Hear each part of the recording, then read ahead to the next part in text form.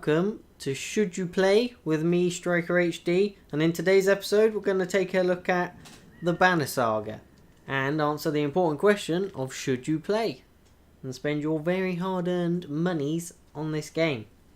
So, to start with, give a bit of background information on the game and its developers. It all started life as a Kickstarter when three BioWare employees left BioWare after working on the Old Republic and wanted to create a game that they would enjoy themselves. So they went on a Kickstarter with a target of $100,000 and ended up getting $700,000. And that was sometime in 2012 they started that. And now they finally released the Banner Saga. It's actually chapter 1 of the single player campaign. And it's basically a turn-based strategy game with various abilities per character and attacks per character, as you'll see in the gameplay, of course, as well as functions including having enough food to support your colony or troops, or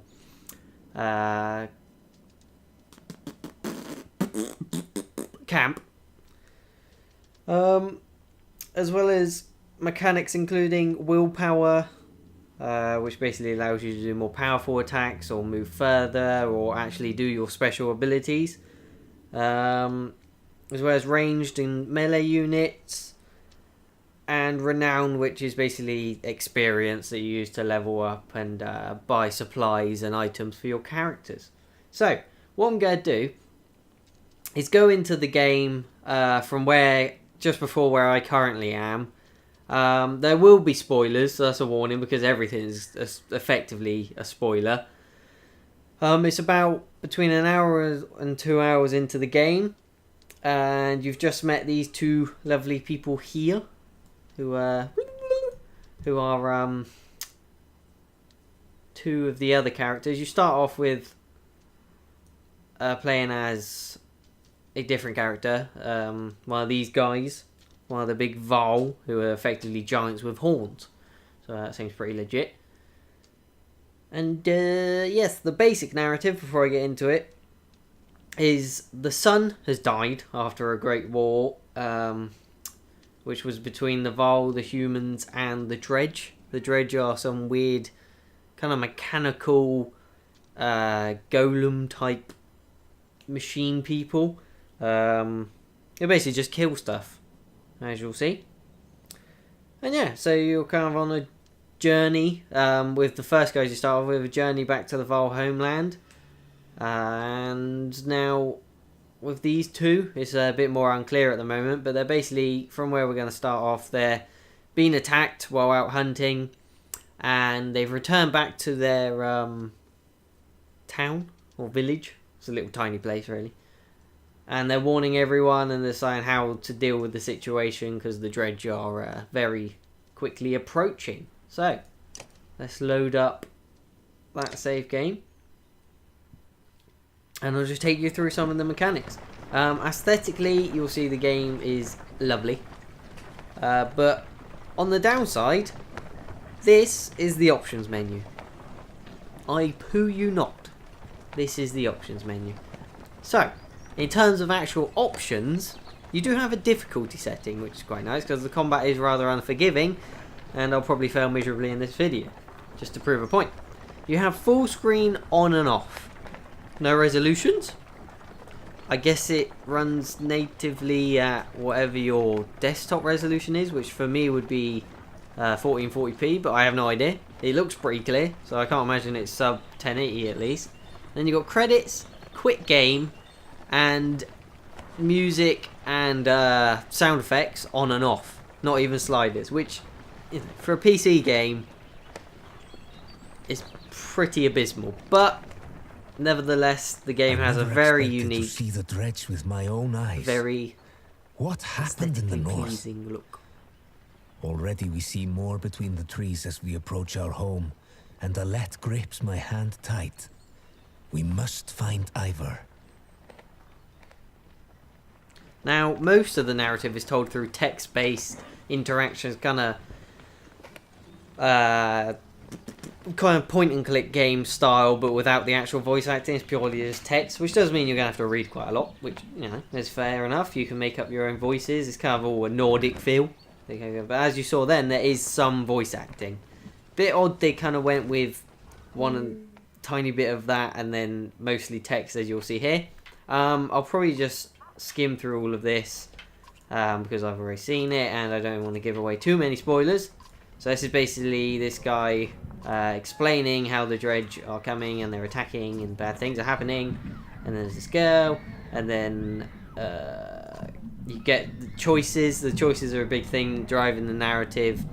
Supposedly they do have very big effects. So like with this, I've just asked the girl to go to a safe place in the town hall rather than coming with me and risking her dying. So you got choices like that. Now on this menu, or screen even, you can see you can scroll along the kind of 2D 3D depth perspective is pretty cool. These guys here, the black figures, are the dredge who are staring at us supposedly. This is the town hall. You'll be able to select these things later. At the moment I can only go up here purely because that's part of the mission. Now up in the top you'll notice you have which day it is, day 5. You have your map, which shows you the whole world, the mythical world, and you can click on each bit and it gives you a nice little description on it. This is where we currently are. That's Grothenheim, where with the other characters you're actually trying to get to, and then you get all the rest of it, and it's quite a nice Game of Thronesy. I mean, it kind of looks like Scotland. Well, no, actually just Great Britain. It looks kind of exactly like it. So you got Scotland up here, then you got Wales, you got Southern England, Cornwall down there. But anyway, I don't think it's based off of that. So you also have these, which are kind of just your stats of how many people you have at the moment. Because I'm halfway through just running for our lives kind of thing. It's 000, but you have, as you build your group, you've got clansmen, fighters, and Varl. Again, Varl are the giant people with horns. And then that's Renown, which is what you can spend to buy supplies. This is actual days of supplies. I only have 2 at the moment. But later on I will show you how you purchase more. Again, the map and the options. So, we're going to go here. And we'll get into some combat. So as I said, it's turn-based strategy. This guy is an archer. So you kind of want him to go second. This is just deciding who takes the turn first. Purely because this guy's massive and take all the damage, and then with the archer you'll pick them off from a distance. And here we go. So I shall show you what is going on. So here you get the kind of Total War-esque battle setup screen. You just move your characters around as you please. This guy's massive, he's scary. I don't really want to fight him, but I'm going to have to. So what we're going to do is kind of do that. And here we go. So, blah, blah, blah, blah, blah, blah. So they're basically saying he's a prime target. They're probably going to die to him. Now, down here, you have lots of stats for each character. You got their armor, which there's quite a cool mechanic in this game where you have both armor and strength, as you'll see when I scan over the blue and red. That's basically, the armor is literally their armor, and if you dwindle that down, then your attacks will do more damage to them. But then you also have a strength mechanic, which is the one in red. Now this counts as both your hit points and your damage points as well. So the lower your strength, the softer you'll hit the enemy, but as well as the lower your strength, the lower your health, and once your strength is depleted, you fall in battle. And the same goes for the dredge. If you reduce their armor, you'll be able to hit them harder. If you reduce their strength, they won't be able to hit you as hard, and they'll be closer to death. So, I'm out of breath here, but it's kind of a balancing act between the two to get the best results. Now, otherwise than that, we have willpower, which allows you to do the special abilities, allows you to move further. These yellow squares will actually require 1 willpower to reach. You also have exertion, which is how many willpower you can use in any one action. So if I upgraded this character to 2, he'd be able to move to these next ones or do 1 extra damage on top of that. You also have armor break, which is the amount of armor damage that character can do, and the ability rank, which basically as you upgrade through the ranks, your ability will do more damage, more range, things like that. I need to catch my breath. I need a drink.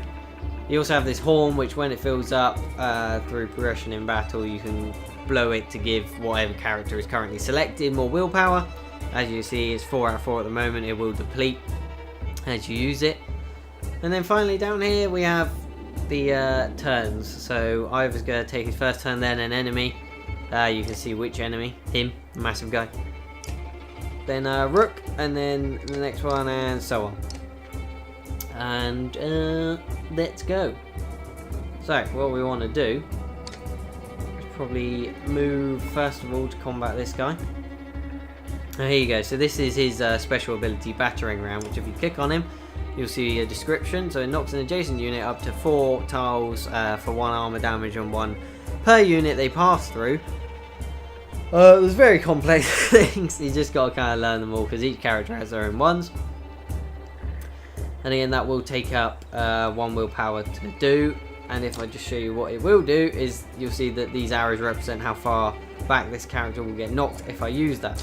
If I go to attack, you click at their feet, and then this shows that you can either do 2 armor damage or 4 strength damage to them. Now if I click on that, I could also add 1 willpower, which will boost that up 1 depending on whatever you chose, so armor attack or strength attack. So I'm going to do that, so I'll do 5 damage. Now the enemy's going to move. Now with this guy, his special attack is Mark Prey, which is kind of a weird one, does 1 armor damage, and all allies, excuse me, try again. All allies within range automatically attack the target. So that's kind of a situational one, but because he's a bowman, as you can see, his attack range is massive compared to the Vol. So what I'm going to do is, if I move him here, should be able to attack him. Yeah, there we go. So as you see here, there's a 40% chance. I don't know whether it's 40% that the attack will go through or 40% they will be deflected. But obviously, as this guy has a massive shield and a lot of armor, there's a much bigger chance that the arrow will be deflected. So to be safe, we're gonna give a bit of willpower and take it, dwindle his armor down. As you can see, the animation quality is rather impressive. You just wish there was resolution options and things, especially as the game does run at 60 FPS during the combat, which obviously doesn't matter too much because it's turn-based. But during the cutscenes it's 30 FPS, which again, it doesn't matter too much. So this guy we can take out, stab him. As you see, I've got +1 renown for taking him out. And then the enemies attack me, which again is what you use to buy things. So we're going to attack this guy again.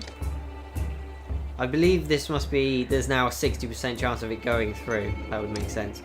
So we're going to use our willpower. Is on the dwindle his armor down because he's big and scary and he hits for like 8 sometimes. I don't really much appreciate it. So we're going to do 5 to him and hopefully kill him next turn. Oh dear. 4 damage. Not good. We're going to run away. And we're going to turn around. Hit him again. Now we're only going to have 1 willpower left after this, which is great. Quickly try and take this guy out so he doesn't cause any more damage to me. And then we'll turn our attentions to the big guy. And you see there as well, you got promoted, so I'll be able to add more skill points to him. Decisions. Where can I run to? Now I probably just want to run. Because I imagine he's still going to come after me. Sadly now I can't hit him. Because it's directional as well, as you can see. So I end my turn. And now he's going to go for him. Which is a bit better. He didn't take more damage. And wow. I didn't know that existed. He did not do that last time. Right, anyway. We're going to go frontal assault. So if I do the battering ram, he'll go back there. But they tend to be able to move further than that anyway in their turn. So it doesn't make too much difference. Alright, so we're just going to make Make sure his strength goes down so he can't hit us as hard next turn. Now I'm getting tag team, which is bad. And it's usually how you die. We're going to move up there. And hopefully we attack there. Cannot do much damage still. Very annoying. Just going to take his armor down again as well. Yeah, aesthetically again, you've got like background, foreground looks incredible. You've got the snow because the sun's blown up or whatever happened, and then the effects going on. Everything is very, very still while you're not actually doing anything, but during the actual combat, the animations are fantastic. We're just going to keep waiting on this guy and hopefully not die. Which doesn't look too likely. I'm gonna try and take his strength out. He might not be able to kill me. Please, please, please. Ah, deflected. Look at that. So there's always a chance of that as well, because obviously our vial here has a shield. I'm probably gonna try and bash this guy back and get rid of him. And if he attacks me, probably gonna die still. Just trying to see if I can get him to come over here. Although he's probably gonna kill him as well. Again, get his strength down, just in case it helps. Where's he going? No, no, no, no, no, no, no, no. Oh, 1 damage. Right. Can't kill him. Bugger. You also have a rest mechanic which allows you to gain strength back. However, I believe we are pretty screwed. So this guy's going to go down, sadly. Might as well go down with a fight though. So what we're going to do is get rid of his armor. And now we're sadly going to perish. And there's this mechanic called pillage, which is basically when you get the enemy down to 1 enemy left. Or vice versa, they basically get, so as you see down in the turns, instead of going 1, 1, 1, 1, so taking it in turns between you and the enemy, it'll go my turn and then both of them get to go, which is a very nice mechanic if you're on the right side of it, which I am not. We cannot take him out. Gosh darn it, we're close, we're close. He's only got 1, but he's going to hit me. For 2, okay, he did armor, that's good, that's very good. Now we can take him out. That was lucky. The combat is very unforgiving otherwise. And now we got to start wailing on this guy. Right. So what's our attack range? Yeah, we're barely just in range anyway. Let's get his strength down. Not sure what he's going to be able to hit me for, probably quite a lot because I don't have much armor left. And he used willpower for 3. Poopy. Poopy, poopy, poopy. Ugh. That's not going to be far enough to run, is it? Well, I guess all we can do is try. Oh, I actually lost this the first time round as well, which interestingly doesn't force you to restart. It just kind of screws you.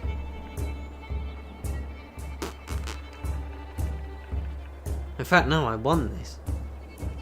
Yeah, I won this battle. It was the next one I lost. Well, that's thoroughly depressing. I'm probably going to lose. But all I wanted to really do was show you the mechanics. Oh, golly, golly gosh.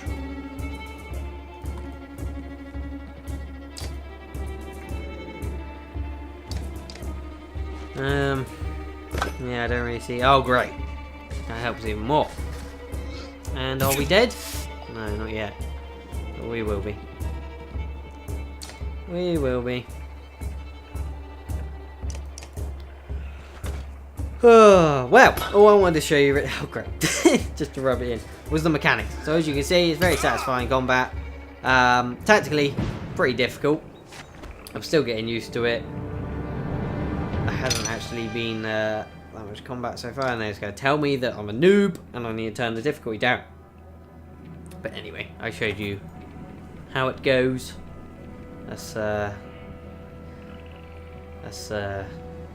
Yeah.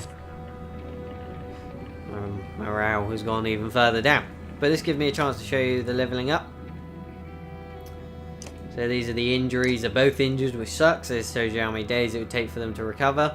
And they basically get if you still can fight with them, but they get a negative bonus. So -1 strength and -3 strength. This is an item which will give +1 armor, +1 strength, and +1 willpower to whichever character I give it to. As well as what I can do is promote each character, which costs renown, which you saw we get from the from battling. Now this allows me to build higher stats and increase your item rank as well. So we'll do that, and it's 2 points available to spend. So you can't actually spend it on that. You can spend it on, I'll show you what they all are, so you than me explaining. Armor, strength, willpower, exertion, or the break. I explained all of those earlier, and it's basically just adding to your ability to do that. So just randomly select them, and again you can do it with this character and whichever ones you have in your roster at the time. Again, this is near the beginning of the game, so it's a bit just getting used to things, and not all the mechanics are open in terms of like the morale and the fighters and things, as well as supplies. So we only have 2 days. So the best thing to do would be to go to the shop where you can buy items for each character, or you can just buy day supplies. So as you can see, they cost 1 renown each, and then the supplies build up, so then that would be 8 days worth. So there we go, that would allow us to rest for longer. In this situation at the moment, you can't actually rest, I don't believe, because we're under attack and there's no time to rest. So I think I've gone through the basics. I don't want to ruin any of the narrative. I don't want to oversaturate this video with text and me failing at combat, so I think I'll probably leave it at that. But my impressions, and answering the all-important question, should you buy this game? Well, it is £18.99 currently on Steam, and I don't even know where else you can get it. I don't think you can. Maybe from the official website. I know you can't on Green Man Gaming, but I'll leave a Steam link in the description. You can also buy the soundtrack, which is from a composer whose name I did not write down, and I feel kind of bad. But it's very good, and you need to hear it in the background here. Soundtrack is $5.99, I believe, or you can get the deluxe version, which is the game and the soundtrack for $22.99, I believe. Giving you a couple pound saving. I don't know the length of the game. So far, as I said, you've split between 2 groups of people, and I've spent about an hour on one and say half an hour on the other. But I can see this being a pretty long game, and hopefully it is. There's many mechanics that seem that could be stretched out and have long-term effects, as well as your choices. As I said, it is chapter 1, so who knows how they're actually going to play that. But narrative-wise, it's pretty interesting. It's very unique. It's got that fantasy element to it with a bit of magic, and but mainly just Nordic, Viking, melee, brute strength combat, but with the special abilities, with the willpower, and there is some magic splashed in there as well. And obviously the Dredge are kind of monsters. So we'll go through the negatives that I found so far. I mean, the option menu, of course, leaves a lot to be desired. It's a shame. But it's not too bad for this type of game. At least they're not doing a Call of Duty. Of course. Combat, satisfying, animation quality, brilliant. There's a lot of depth to the combat. It's probably one of these games that's easy to pick up, but very hard to master. As you can see, I'm not great at it, but I'm going to keep practicing.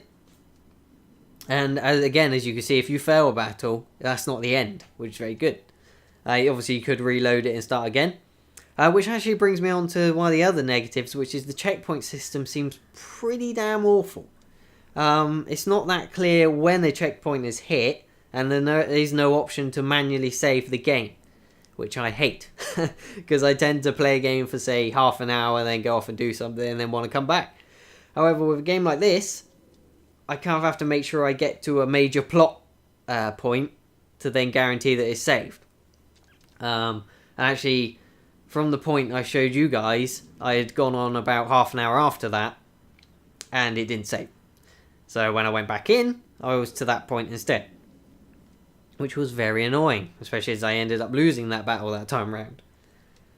But again, if that's something that doesn't annoy you, then it's not.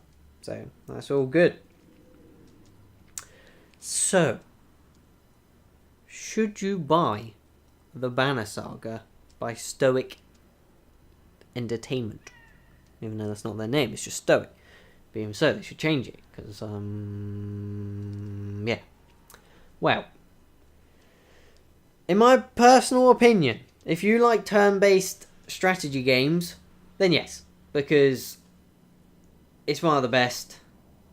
It's very enjoyable. The narrative, it's obviously a narrative-driven game, which to me, I love. Aesthetics-wise, you couldn't ask for any more. I do wish that it was voice-acted rather than just text-based, but obviously given the relatively low production costs and things like that, it kind of makes sense. And obviously voice acting is a hit in this thing. It could have been terrible, it could have been brilliant. They obviously just didn't take the chance with it and went for the text-based, which is fair enough. It's a design decision. But besides that, I am enjoying it so far. I might do another video in the future if my opinion changes on it, but for now, you should most definitely buy the Banner Saga. So thank you very much for joining me. It has been Striker HD in my first ever Should You Buy video. I will do many more in the future. I hope you enjoyed, and if you did, please leave a like, or a dislike, or a comment, or a subscription, or all of them, if you just want to be hipster. So thank you again, and bye!